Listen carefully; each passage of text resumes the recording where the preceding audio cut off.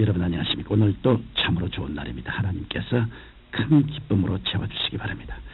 저는 오늘 야고보서 5장 10절로 11절의 말씀을 가지고 고난에 대처하는 신앙의 자세라는 제목으로 은혜를 나누고자 합니다. 인간의 삶이란 고난의 숲과 늪을 헤쳐가며 사는 역정입니다. 욥은 이에 대해 욥기 5장 7절에 인생은 고난을 위하여 났나니 불티가 위로 나름 같으니라고 고백했습니다. 그렇습니다. 인간은 인간의 조상 아담의 범죄로 인해 삼중고의 무거운 징벌을 짊어져야만 했던 것입니다.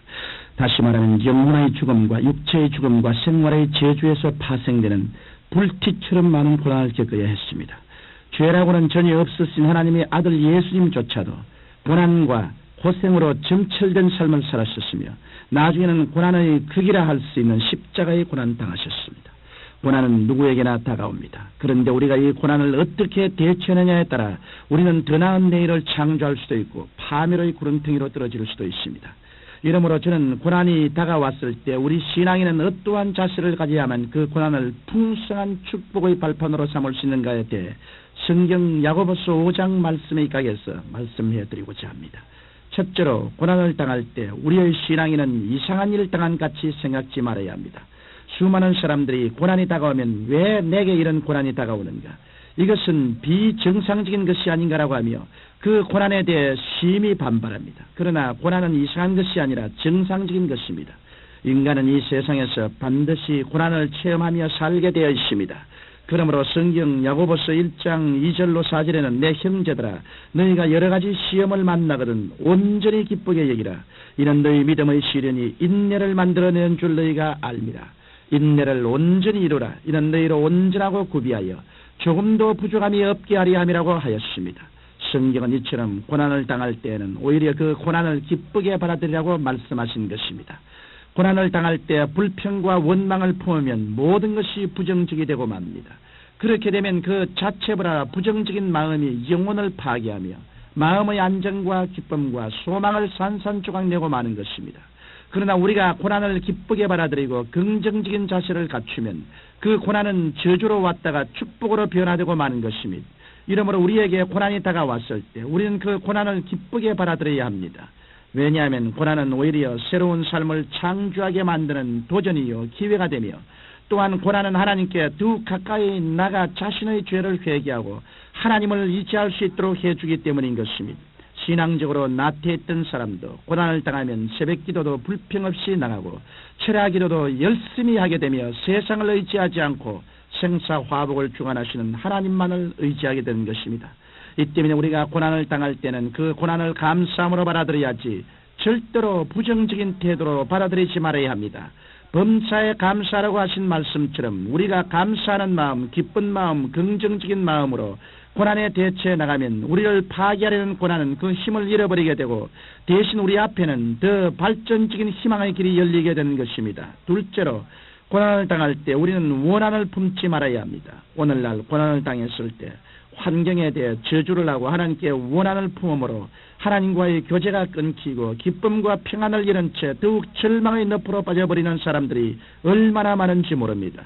원한은 쓴 뿌리와도 같습니다. 이러므로 원한을 품으면 마음속에 쓴 물이 가득하여 결국은 파멸을 당할 수밖에 없는 것입니다. 욥은 고난을 당했을 때도 하나님께 원한을 품지 않고 하나님께 감사하며 하나님께 경배했습니다. 욥의 이 신앙은 욥기 1장 21절로 22절에 잘 나타나 있습니다. 내가 모태에서 즉신이 나왔사온즉 또한 즉신이 그리로 돌아가올지라. 주신 자도 여호와시요 취하신 자도 여호와시오니 여호와 이름이 찬송을 받으실지니라 하고 이 모든 일에 욥이 범죄하지 아니하고 하나님을 향하여 어리석게 원망하지 아니하니라. 욥이 이처럼 긍정적인 자세로 고난을 받아들이자 욥은 그 고난을 이길 수 있었고 고난이 지난 후에는 하나님께로부터 이전보다 더 큰 축복을 받을 수 있었던 것입니다. 요셉도 형들의 시기와 질투로 13년 동안이나 온갖 고생을 겪어야 했습니다. 그러나 요셉은 이 고난을 신앙으로 극복했습니다. 그 결과 13년이 지난 후 그는 애굽의 총리 대신이 될 수 있었습니다. 그는 형들에게 원수를 갚을 수 있는 지위에 올랐음에도 불구하고 오히려 이해와 용서, 사랑과 동정으로 형들을 위로하기까지 했던 것입니다. 만일 요셉이 원한을 품었더라면 그는 위대한 인물이 되지 못했을 것입니다. 이처럼 우리가 원수를 이해하고 동정하고 용서하고 사랑하면 그것이 오히려 축복으로 우리에게 다시 돌아옵니다. 갈라디아서 6장 7절에는 사람이 무엇을 심든지 그대로 거두게 된다고 말씀하셨습니다. 이러므로 우리가 원수를 용서해 주므로 우리 마음속에서 쓴 뿌리를 제거하면 우리는 평안과 기쁨을 갖고 하나님의 축복 속에 거할 수 있게 되는 것입니다. 여러분, 우리에게 고난이 다가왔을 때 우리는 마음속에 원한이 자리 잡지 못하도록 하고 그 대신 이해와 동정과 사랑과 용서로 채워야 하겠습니다. 이것이 고난을 이기고 하나님의 축복을 받는 비결이요 신앙인의 바른 자세인 것입니다. 셋째로, 고난을 당할 때 우리는 하나님의 사랑에 대한 절대적인 신뢰를 가져야 합니다. 우리에게 고난이 다가와 설한 북풍이 불고 우리 삶 전체가 스산하다고 할지라도 하나님의 사랑에 대한 끈질긴 신념을 가지고 있으면 우리는 능히 그 고난을 극복하고 승리할 수 있습니다. 이처럼 마음의 생각을 어떻게 가지느냐에 따라서 행복과 불행이 좌우되는 것을 알 수 있습니다. 이러므로 우리는 행복과 불행이 우리의 생각에서 비롯된다는 것을 분명히 깨닫고 늘 마음의 생각을 하나님 중심에 두어야 하겠습니다. 넷째로, 그렇다면 우리는 구체적으로 마음의 생각을 어떻게 변화시켜야 할까요? 이에 대하여 말씀해 드리고자 합니다. 먼저 우리는 죄인이라는 생각을 용서받은 의인이라는 생각으로 바꾸어야 합니다. 예수님께서는 분명히 십자가에서 우리의 죄를 다 청산해 주시는데도 불구하고 많은 그리스도인들이 나는 죽을 죄인이라고 입버릇처럼 말합니다. 이러한 부정적인 생각을 가지고 있으면 하나님의 은혜가 충만히 임할 수 없는 것입니다. 이러므로 우리는 십자가를 통해 용서받은 의인이라는 생각으로 변화시켜야 합니다.